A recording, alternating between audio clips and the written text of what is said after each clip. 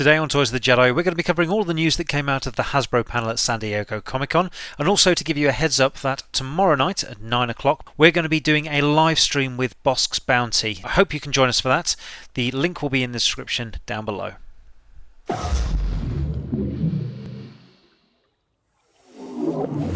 So before we get into the main panel, let's take a look at some of the stuff that was at Hasbro's booth. Now, Fanthatracks were on site, and they have indeed uploaded some of their photos to their Facebook page. So do make sure you head over there and have a look. Everything that was on show is stuff we've all seen before. So the Jabba's Palace, some of that latest wave of the Vintage Collection figures, all in the display case, as you can see. Again, some of the Archives figures and the latest Black Series figures as well, along with some of their other lines that are available. The Retro Collection does seem to be making another appearance at Entertainment Earth, so if you missed out on that the first time, have another go there. And the hyperreal Darth Vader was also on show, including the skeleton underwire of the body there. More of the Galaxy of Adventures figures and some of their role-playing items were also in the cases, along with their San Diego Comic-Con exclusives, the Luke Skywalker set, Boba Fett, the Sith Trooper, and the Darth Vader prototype from the Retro Collection. They also had a beautiful Jabba's Palace diorama. This was on show and looked absolutely fantastic. It would be amazing if they actually made some of these pieces more widely available. They showed a couple of scenes on the skiff outside Jabba's sail barge. So the diorama that was set up did have a mixture of 3.75 inch and 6 inch scale figures.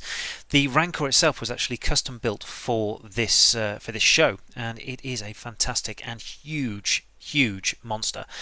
Really nice detailing. I would absolutely love it if this actually made it into production at some point. Looks like the Luke figure that they're using in that shot is also something that's a bit new. Don't remember the Black Series version having quite that head sculpt, but difficult to see from these angles. And then once you get into Jabba's Palace itself, there were some custom sculpts for EV-99 and the 21B droid being tortured. Again, lovely work on those. And that looks to be a new Han Solo from the Carbonite scene. Unsure if that's just a rather clever use of the Bespin Han Solo figure. Difficult to see from these angles, but looks fantastic nonetheless. And then once you get into Jabba's throne room, you can see the detailing that's gone into the grate that lets people view into the Rancor pit. Absolutely fantastic with that there. And at the back there, you may see a sneaky little Bib Fortuna just hiding out at the back. Possibly a hint to something that may be coming down the road. Who knows?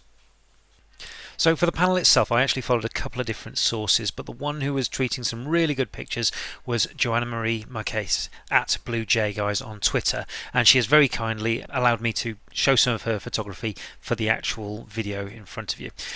So the panel started with the team introducing themselves. We had Sarah Carroll, Marketing Director, Vicky Stratford, Design Director, Chris Dern from Lucasfilm, Sam Smith, Design Manager, Tom Rigo, the Sculpting Manager, and Stephen Gilbert, the Associate Brand Manager. And the panel started off with them talking about the Boba Fett exclusive, the Luke Skywalker exclusive, and the Darth Vader, who was also at the con but is a Target exclusive.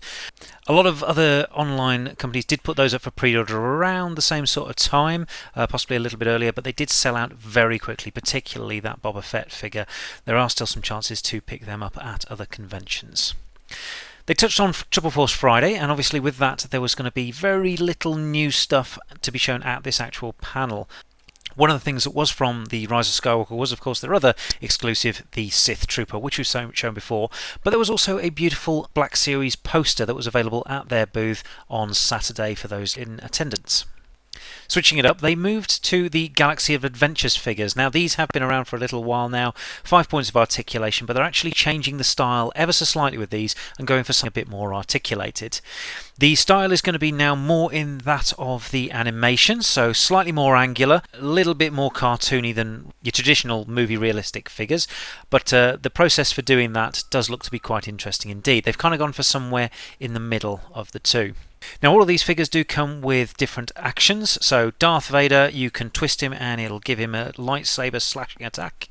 Chewbacca will do a sort of a Wookiee roar, raising his hands in the air. Han Solo's got a quick draw blaster action. And C-3PO is of course known for falling apart at a moment's notice, so that's exactly what he does. But this is by design, not because it's a dodgy product. They touched on the Retro Collection and highlighted that yes, it has been an incredibly popular line for them and it will be continuing. No word yet as to any of the new figures that are coming along. And then they switched onto the Black Series. Now, obviously, we heard about the Luke Skywalker figure. He won the fan poll back in February, I think it was. Obviously, Wedge was robbed in this one, but the figure that they're producing does look to be quite nice. At the moment, we're only looking at the 3D sculpts from the computer, but this turnaround here does indeed look very nice. So, looking forward to getting my hands on that one. Switching again over to the hyperreal figures. Now, Darth Vader was on show at the booth, as you saw earlier, but they also announced that they're going to be doing a Luke Skywalker Bespin figure. Not convinced by the face sculpt on this one at the moment. We'll have to wait and see where it actually ends up. But again, it's going to be that slightly higher price point on these ones, but very, very articulated and with the soft goods clothing. Now, the big reveal at the panel was indeed for the Black Series helmets line. They showcased the Luke Skywalker one, which again we've seen before, but also they're going to be doing a Boba Fett helmet. Now, this is going to be the most accurate representation of any of the helmets they've done so far. They scanned the original one at Lucasfilm with a 3D scanner, and you can see on the screen now some of the different methods that they use to actually get that into place. The helmet itself is going to have the most paint operations ever for any item that they have produced at Hasbro, so even more than the previous record holder, the Katana. And it does look indeed to be a very, very nice helmet sculpt, and just goes to show that Yak Face's digging earlier is indeed pretty much on the nose.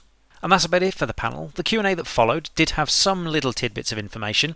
They won't be particularly looking at any smaller scale items like the Porgs that came in the Black Series.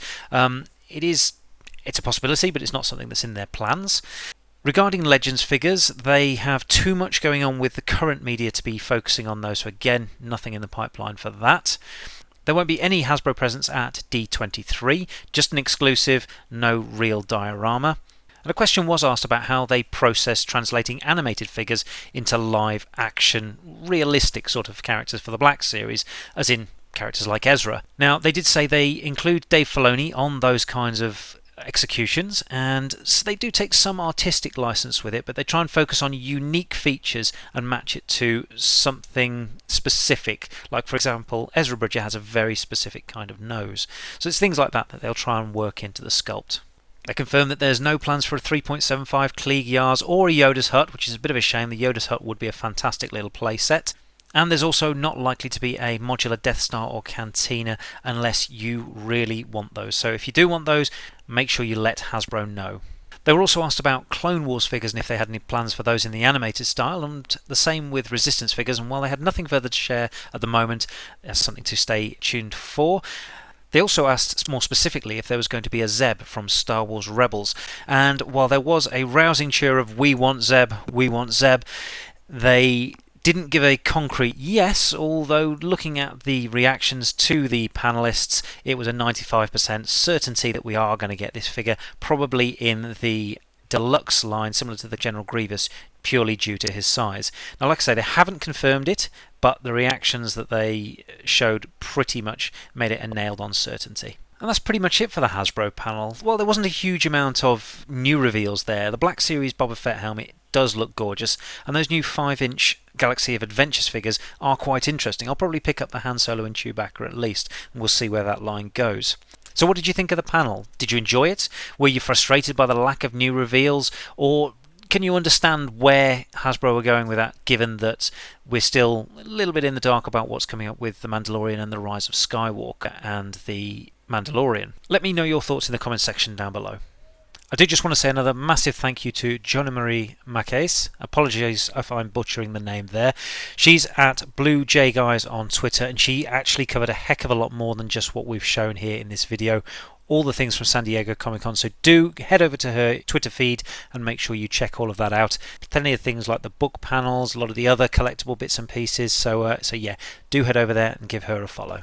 Obviously, there's still some more question and answer sessions that individual fan sites will be having with Hasbro, and we'll sweep those up and get those into our next video so that you get all the information that comes out of those as well. Do remember that we have got the live stream that I mentioned at the start of the video with Bossks Bounty coming up on Sunday. That's at 9 o'clock British time and 3 PM Eastern Standard Time. You've made it this far in the video, so please do click the like button and also subscribe to the channel if you haven't already. You can also follow us on Instagram and Twitter, both at Toys of the Jedi, and of course we do post our figure of the day on both of those platforms, so be sure to check those out and have a look to see what's coming up there. Until next time.